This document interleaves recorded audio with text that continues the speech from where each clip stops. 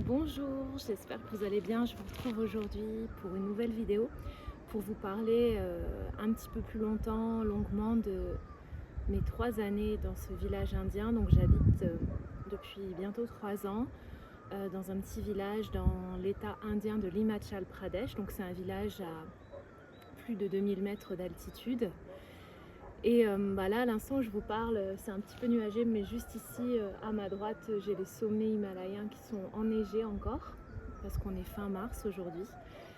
Et je voulais vous dire à quel point vivre ici, ça a été extrêmement important dans mon cheminement personnel, dans beaucoup de réalisations que j'ai pu avoir.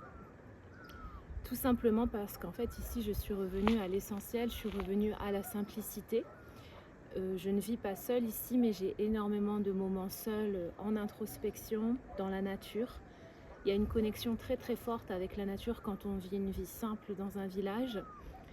Je suis revenue à la simplicité des tâches quotidiennes. Par exemple, ici, je fais ma lessive à la main.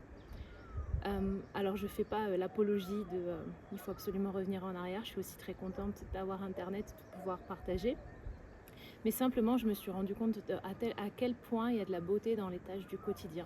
Pareil, cuisiner, faire le ménage, faire la vaisselle, c'est des tâches que j'adore faire, étendre le linge. C'est vraiment des choses toutes simples mais qui m'apportent énormément d'ancrage, énormément de bonheur. Et puis à cela, il y a ma pratique du yoga qui continue, ma pratique de la méditation aussi. Mais pareil, on peut pratiquer en étant assis sur un tapis, comme on peut aussi pratiquer la méditation en coupant des légumes.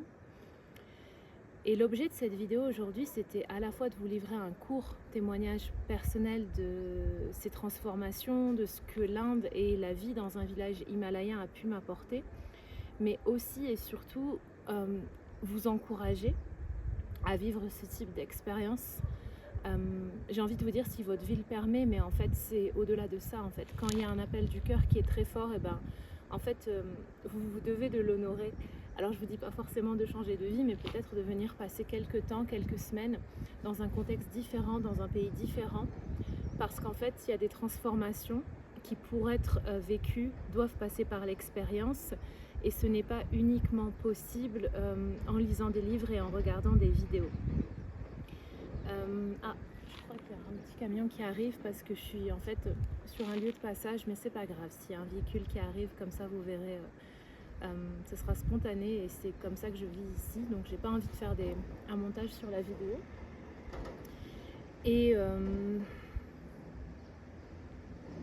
j'ai tellement appris ici. C'est un lieu particulier où il y a un mélange de populations locales himachali qui sont plutôt des bergers. Il y a aussi pas mal de touristes indiens qui viennent ici, pas forcément dans le village où je suis, mais dans les alentours.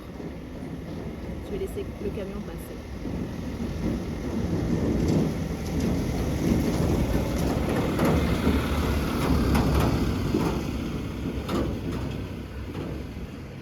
Et puis aussi, il y a des étrangers comme moi. Et en fait, depuis la fin des années 50, il y a le Dalai Lama qui est ici en exil dans la ville à côté de là où je suis. Et du coup, du fait de la présence du Dalai Lama, il y a beaucoup de Tibétains qui habitent aussi ici. Donc c'est vraiment un environnement très particulier. Et à cela viennent s'ajouter les vaches, les chèvres, les moutons.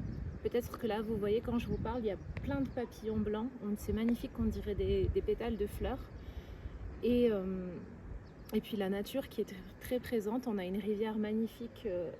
Si on continue le chemin où je suis, en fait, par là, une vingtaine de minutes à pied, on arrive à la rivière de Nadi, qui est un lieu sanctuaire pour moi, où j'aime beaucoup méditer, me poser, m'asseoir en silence. C'est un lieu où je vais très régulièrement. Et la première fois que j'ai vu cette rivière, j'ai senti quelque chose de tellement fort et j'ai dit waouh, ce lieu est incroyable. Pour moi, c'est mon temple, cette rivière. Et je voulais vous dire avec cette vidéo, faire une annonce aussi quand même importante, c'est que ça y est, après 3 années, je me sens prête à vous accompagner ici et à vous proposer en fait un voyage intérieur complètement différent de ce qu'on peut trouver sur les réseaux. Je ne vous propose pas de faire du tourisme en Inde, je vous propose de me rejoindre dans mon petit village et de vivre un voyage intérieur.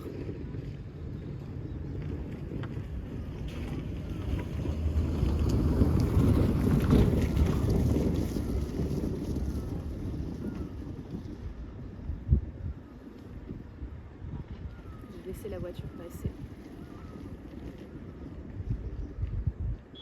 Ça fait 3 ans que je me nourris dans ce lieu, que je reçois énormément de choses et je sais aujourd'hui que j'ai à cœur de partager tout ça.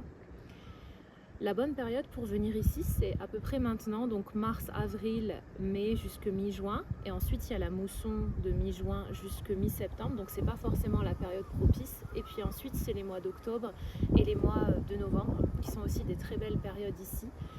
Et si vous ressentez l'appel, contactez-moi, je vous propose un voyage sur mesure, adapté à vos besoins, au temps que vous avez, à votre budget aussi.